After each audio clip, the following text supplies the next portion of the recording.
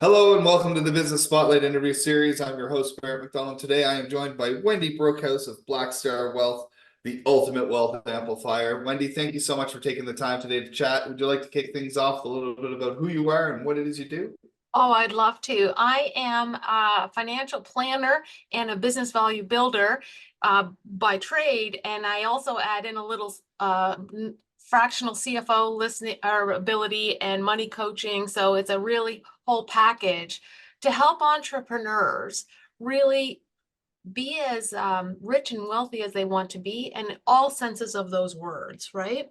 And to also recognize, hey, what does the finish line look like and how do I get there? So, a little Yeah, bit of a combination from the number side.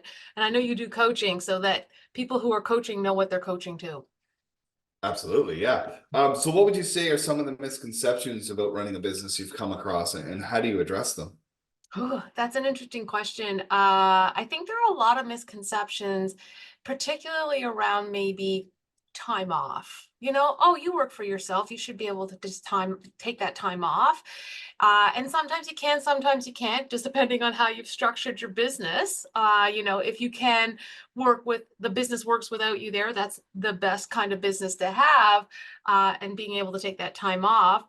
I think one of the other one is, well, why just buy that? You can write it off, right? And I think that's Right. a big misconception around that piece.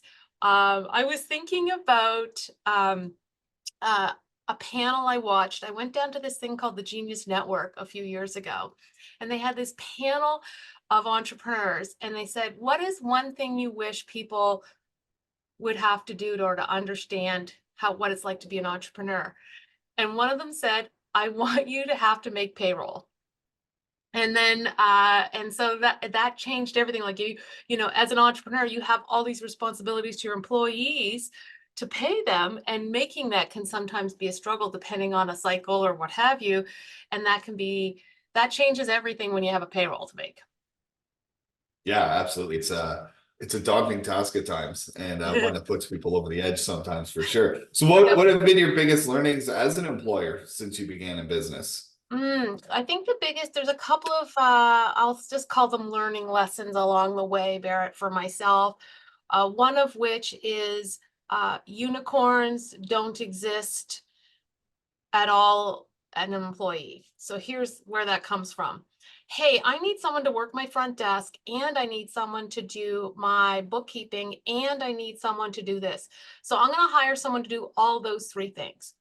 And what coming to realize is that really most people are not unicorns, and they cannot do all three things because of the way their personality is, what their interests are. Here we're asking someone to be very detail oriented with the numbers and be heads down on that, but yet at the same time be personable and love people and have great conversations with them when they're waiting in the lobby type of stuff. And so what I learned is not to package a bunch of stuff into one employee, and to be Right. very try and break it up based on the attributes I need for each one. Fantastic. So, how do you go about looking for your employees, and what do you do to foster that positive, nurturing work environment? Um, I think there's a couple of things there, reaching out into the community of people you already know and asking them for kind of like a warm referral, thinking that the people you know and know you would be able to do that initial kind of little screen, like, oh, she might work well with Wendy or her team and that type of stuff, as opposed to maybe the cold. I've also used recruiters to some degree, depending on the nature of the job, particularly in the past when I've tried to scale up the financial planner side of my business, because I feel like in that respect, I don't necessarily want to be the one that's out talking to people at that point. I kind of want that barrier in between first, Right. to screen out before we make, have those interviews and have the screening to bring them on the team. So yeah, so I've used those things. We've used Indeed. We've used a lot of different opportunities along the way to find people. I feel like the landscape's changed though too. What I haven't done is, since the pandemic has gone to market for anyone, and I think because of the way we operate, where we're mostly virtual now, that opens up our doors to different locations and geographic locations where our employees could live and work, because Right. we're okay with, working from home or hybrid. So it Absolutely. changes the market. Yeah, the market is forever shifting, and that never stops. So, what would you attribute your growth to? Perseverance, good product, good client service, and recognizing, I think, thinking differently than my traditional financial planner advisor would be, thinking I'm building a business, not a practice. And that I always tell the story about how I got in the industry and that I came in as an independent from the get-go. So what that meant was, at the front end, I had a huge learning curve and maybe not as many resources as someone who had gone into a different methodology, like a different career shop or something like that. But what it did is it forced me to actually recognize exactly what clients need and build that, as opposed to what the career shop says to do and how you approach things. So why would you do that? You don't make any money off that, but yeah, that's what they need. And then they'll end up buying product on top of that, you know? Right. A great example of that is, I had an advisor come in and work with me for a little while, and one of his old clients came in and we did his plan, and I'm like, well, you sold him some stuff, but when I look at the products that were sold versus what his needs are, there's not a match there. Like, there's still lots of gaps in terms of his coverage and things he needs when he's crafting his safety net as a self-employed individual. And he said, well, that's what they thought they would buy. Right. So here's what I think you'll buy versus here's what you need and why. Two totally different approaches. Absolutely. And honesty is always the best policy. And sometimes it's Yeah. painful telling people what they don't want to hear, Yeah. which makes it interesting. So, if you had to start from square one in business, what would you do differently the next time around? If I were going to do it differently, I think what I would do is have confidence in myself and my abilities from the get-go. I think there's been times when I've, worked with other folks or brought other people into my sphere out of a feeling like I may have not been enough at that point. And as soon as that relationship was over, I'm like, I didn't need them. Right. And Right. so I think being able to have the confidence and a surety that what I want to do and how I want to do it is, it's enough. I don't need someone else there to tell me it's okay. Fantastic. And how do you go about balancing your personal life and the demands of running your business? Well, that's interesting. You have to be deliberate about it. I talk all the time to new entrepreneurs, Barrett, and one of the things I say to them is, know what you want your life to be first and build your business around that. So if you want to have the summers off, well, build a business that lets you have summers off.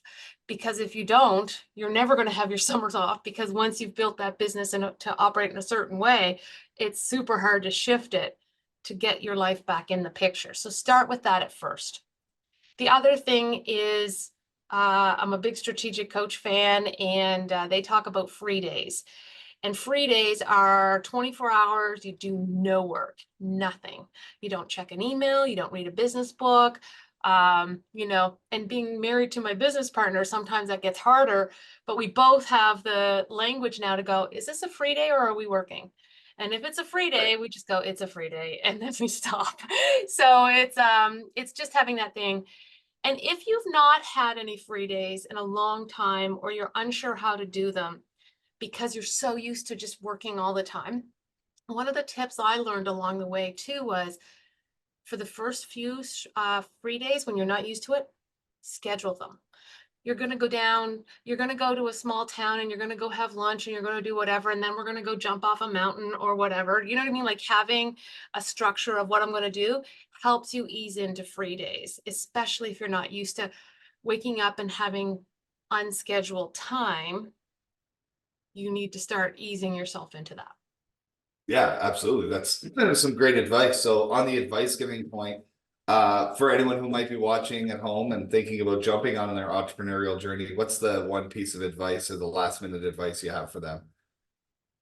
Um, be realistic about what you want to do. Again, I'll go back to my previous point about knowing your ideal life first and having that defined. figure out who you want to serve and what your passion is. And I think also begin with the end in mind, in the sense of, if you're going to start a business, start planning your exit at the same time. Meaning, are you Right. going to build a business to sell? Are you going to build a business that's just going to generate a lot of cash for you and then you're going to close it down? Like, what are you doing it for? And I think having some line of sight on those things will help you recognize that your business will become, or could become, your biggest asset. And so understanding that that's what you're doing, is building an asset that produces cash, as opposed to it's your baby, can be a big mind shift in terms of how you approach your business. Yeah, absolutely. I think that's some pretty sound advice. Wendy, thank you so much for joining me today. It's been a tremendous interview. And for those of you watching, I look forward to seeing you in our next episode. Thanks, Barrett. Thanks.